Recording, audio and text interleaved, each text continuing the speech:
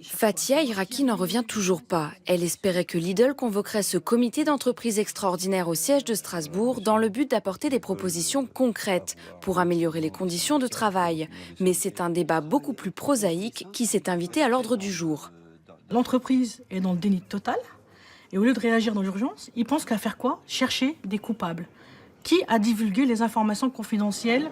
Des informations révélées il y a 3 semaines sur France 2 par Cache Investigation, l'émission a dévoilé les mauvaises conditions de travail et le rythme infernal imposé aux salariés. Ils doivent par exemple charger 250 colis par heure sur leur chariot élévateur, soit un colis toutes les 14 secondes. Au total, cela représente une charge de 8 tonnes par jour, l'équivalent de 6 véhicules. Autre révélation choc de l'enquête, le harcèlement dont sont victimes les employés. Fatia Iraki l'a subi elle aussi. Gérante d'un magasin à Clichy-la-Garenne près de Paris, elle a été mise sous pression par ses supérieurs.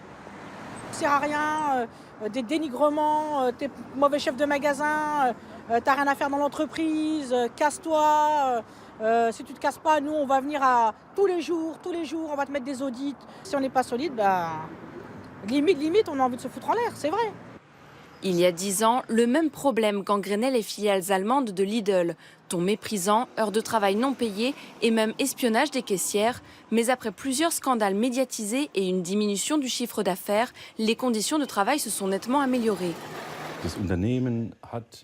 L'entreprise a peur de faire à nouveau la une des journaux, d'être sous le feu des critiques. C'est pour ça que la direction fait très attention à ne laisser aucun angle d'attaque.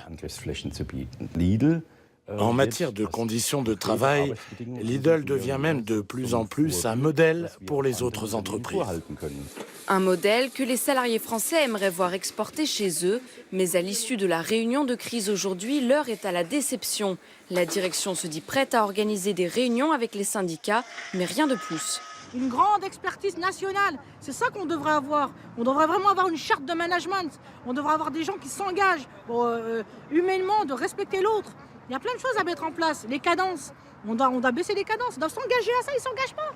Contactée, la direction de Lidl a refusé de s'exprimer, se contentant de promettre par écrit des améliorations.